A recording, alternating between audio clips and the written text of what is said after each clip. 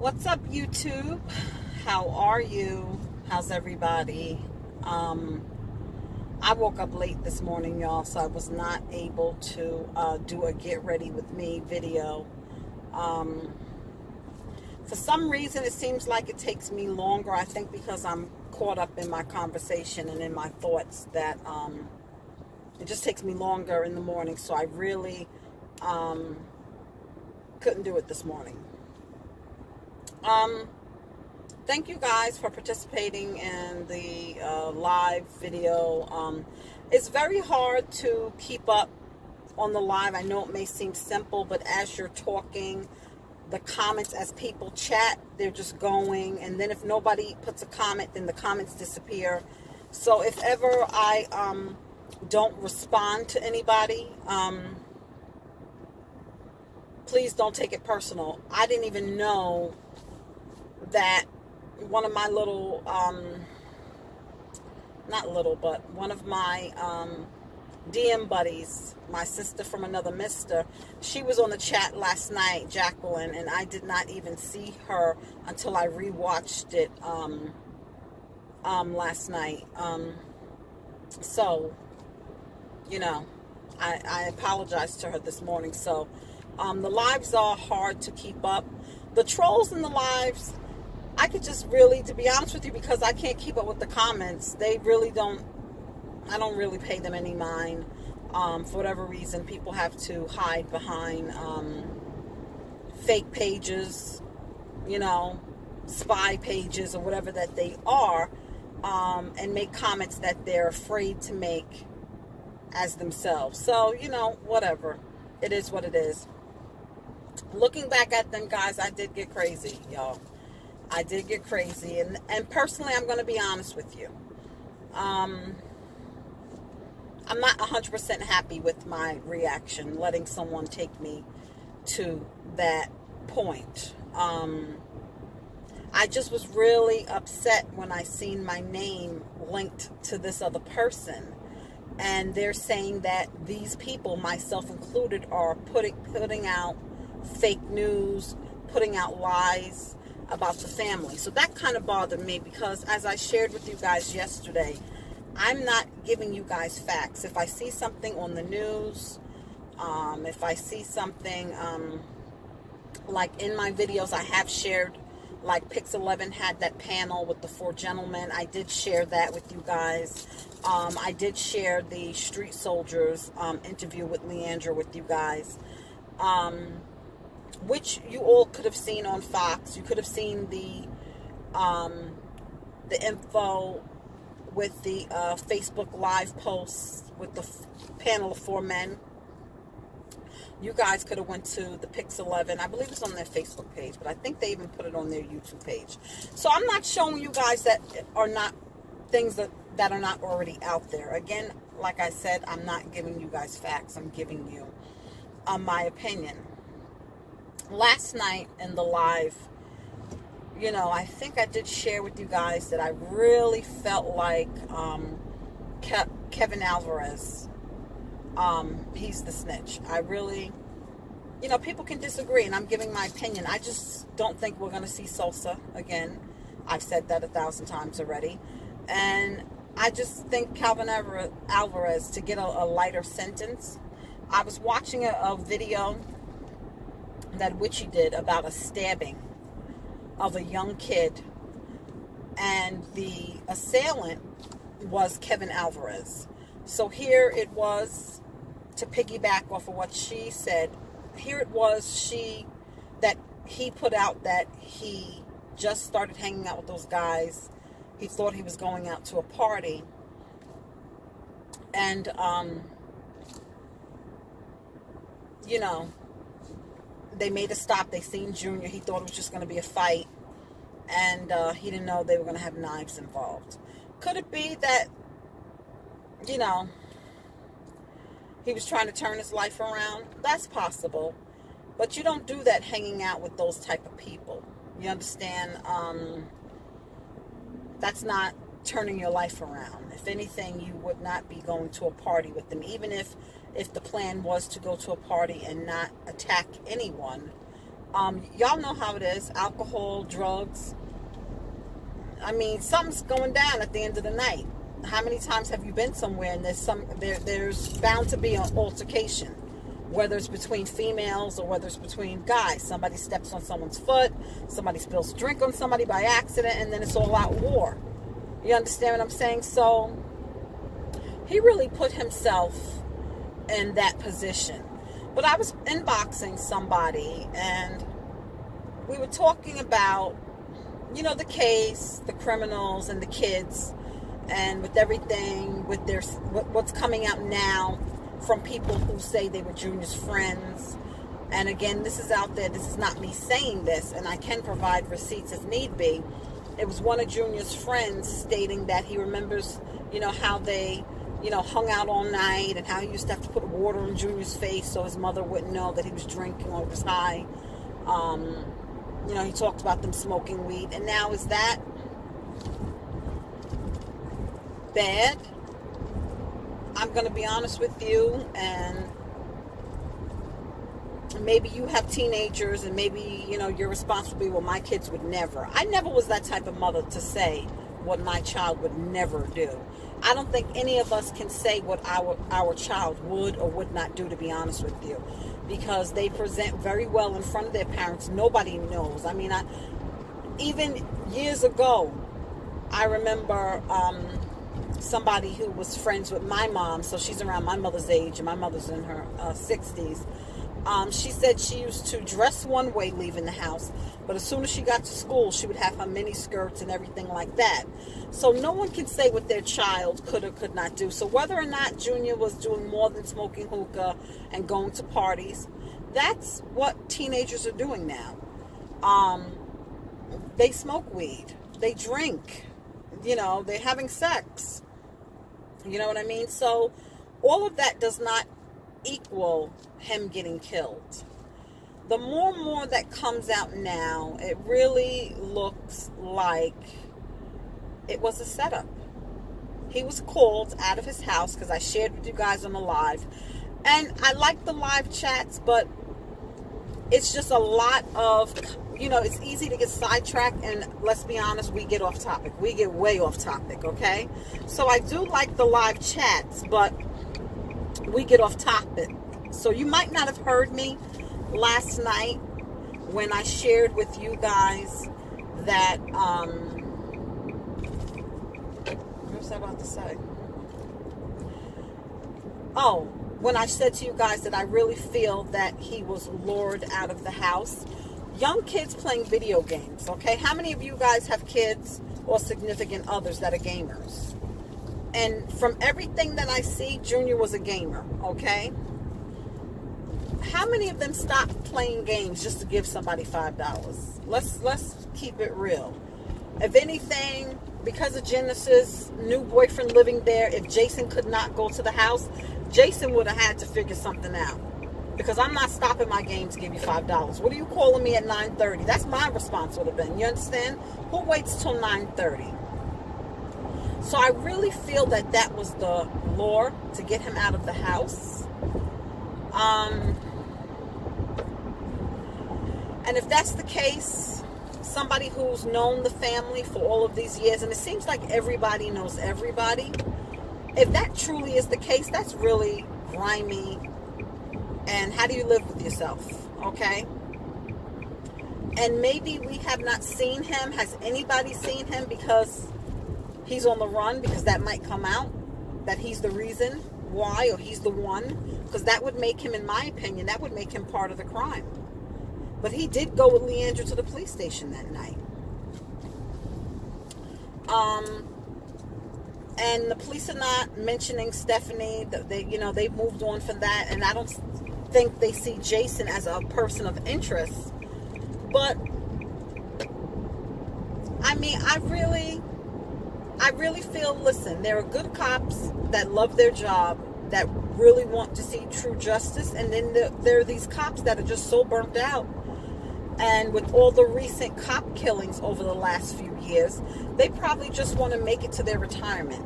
They want to make it home at the end of their shift to see their family. So they, listen, they might have like this, our hands are up. You know what I mean? You know, let them kill each other, because I'm not getting killed for this bullshit. You know what I mean? So I don't know how far they looked into him. I don't know how far they've looked at the social media pages of friends that are making these posts and everything. I really, personally, I don't think that they have. I think that whatever snitch told them that they were out there looking for Sunset gang members, I think that's just what they're rolling with, and they're satisfied with that story. I really don't think that anything else is going to come out, and with no cameras in the courtroom, unless the family shares with us what is going on, we won't know.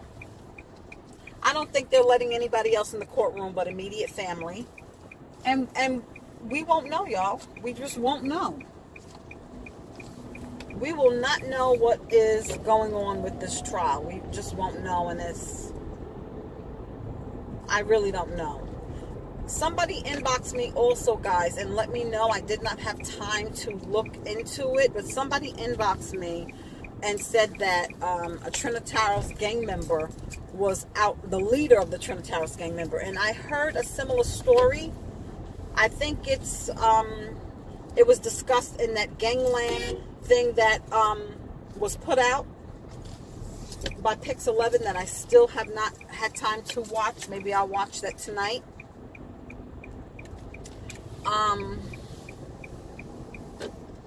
But they're saying that he's out on bail. I think I know what she was referring to, and this is not the person that is related to Junior's case. It's someone else. But the fact that these people can get out on bail, okay, and then come out and still commit crimes, or even behind the walls have their soldiers committing these crimes, it's crazy. It really is crazy.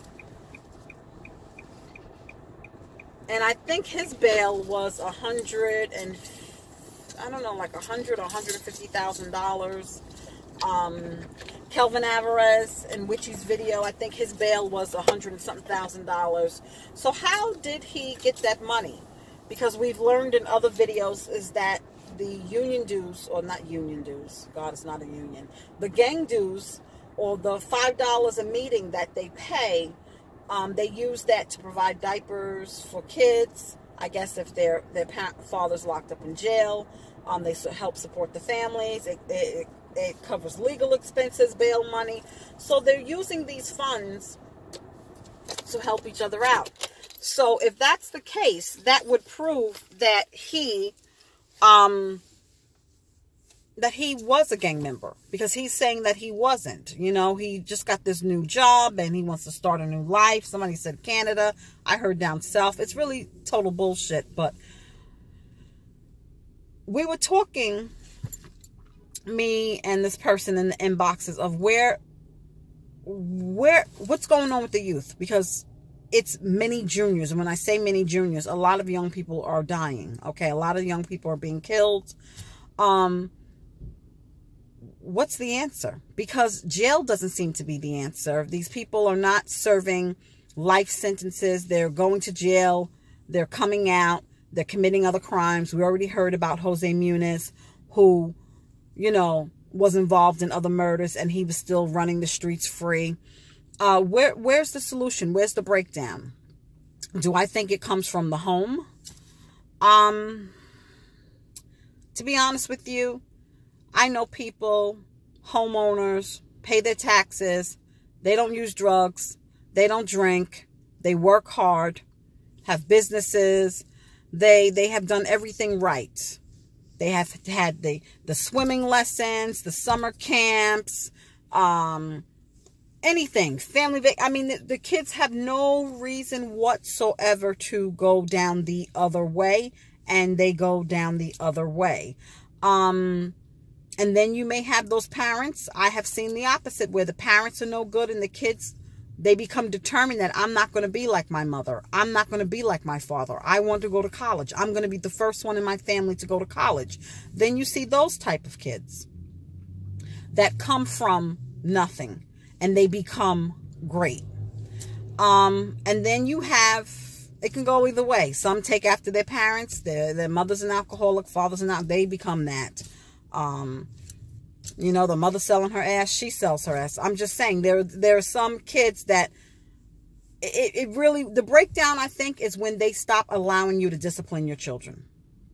When they said you can't beat your kids no more, that's child abuse, I think that's where it started. When they took prayer out of the school, I think that's where it started. When my mother was in school, they had a paddle where the principal could use the paddle for discipline. They didn't have that for me. But still, it was real strict. I remember I got in trouble once, and the principal called my mother. My mother slapped the hell out of me in the principal's office, and he didn't even say, "Ma'am, you can't do that," okay? Then, fast forward to my son, Sheldon.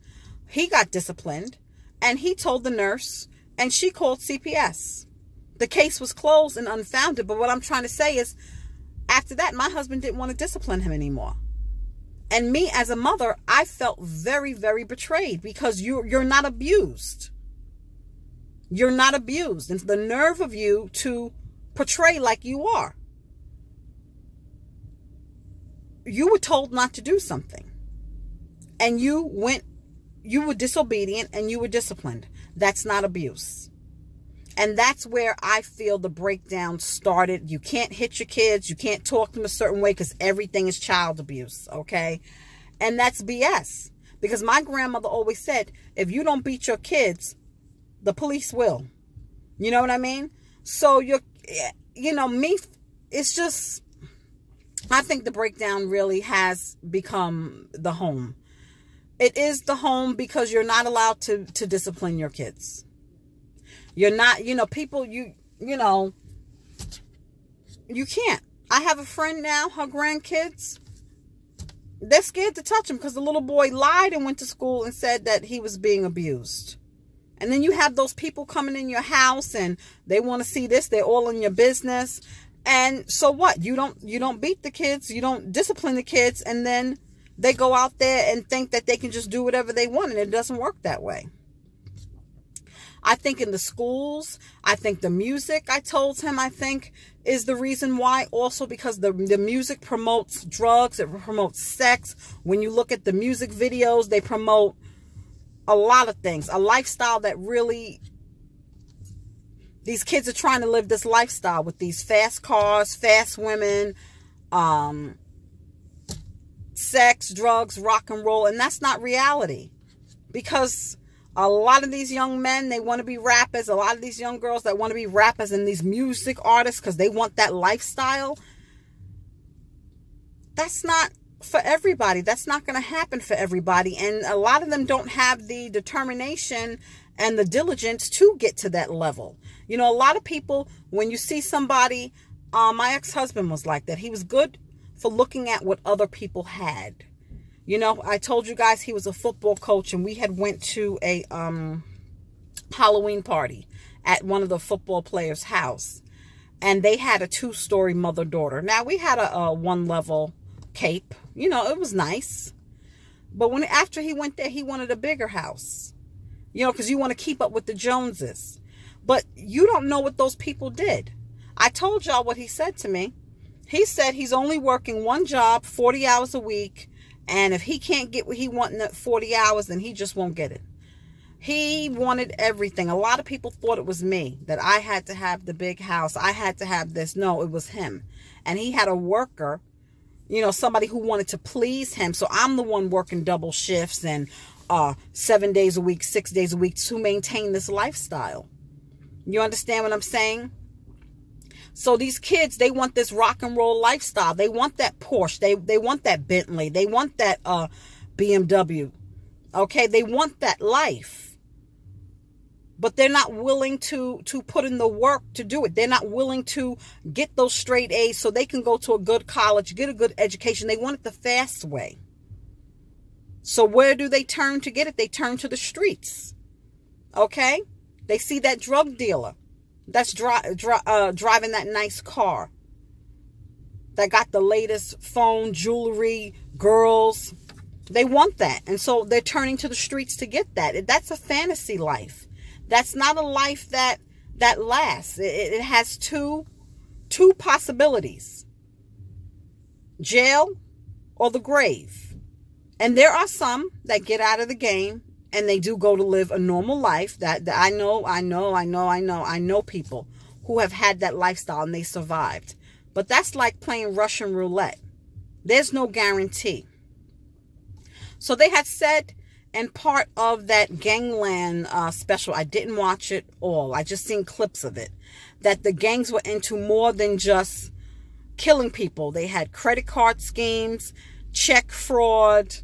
I shared with you guys, my youngest son had got mixed up in that.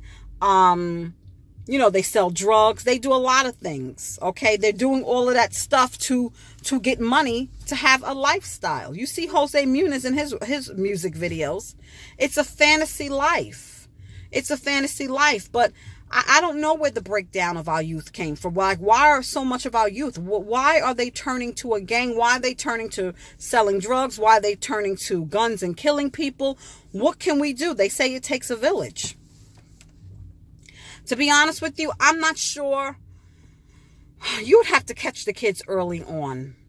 I don't think trying to approach a teenager, 14 years, 15 years, I think past 12, to be honest with you.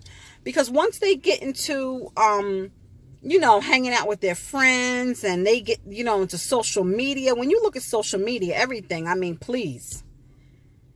I mean, it's even hard for adults because everybody's life looks so perfect.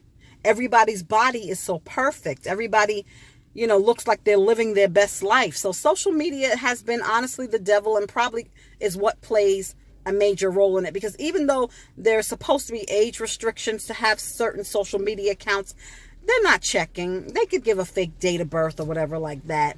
So that's not guaranteed either, setting those kind of, you know, limits on social media accounts. All these kids have Facebook, Snapchat, they have Instagram, and social media is not healthy either. Even for ourselves, too much of anything is a bad thing, okay? So, I don't know, but they need early intervention, I feel. They need to, you need to reach them. You need to reach them at an early age. You can't wait. And a youth center, you have to have youth centers for the youth on up. So kids know when they see certain kids doing something that's not cool, that's not who you want to be like. They need to know. They need to know that that's not the answer. But I don't know what at this point can we do, because it's so widespread. It's just, I don't know what the answer is. And that $19 million that we keep hearing about, I really don't think it's going to make it to the community. And I really don't know what the answer is. I really don't. It's like we're going to hell in a handbag, the world. It's just every time you turn on the TV, more death, more issues. I don't even know what the answer is, guys. But let me know your thoughts in the comment of where you think the breakdown in the family. And some people could say it's because it's from a single parent household. But these days, mother and fathers are in the house together, and the kids are still. I'm telling you, I know people, husband and wife, homeowners, taxpayers. I don't even know if the mother and father issue is an issue anymore. You know, because the excuse was before is because that these kids are coming from single family households and the mother can't raise a man. And that's why the kids are turning out the way they are. Is it the young mothers having kids and maybe they're not present and they want to run the streets because they're still young? And is that why? I don't know. It's so many different scenarios, because I know kids that came from a single parent household that turned out okay. So I don't know if you could say that either. I don't know what the answer is, guys, but something has to happen or we don't have a future. Let me know in the comments what your thoughts are, okay? Thank you for watching.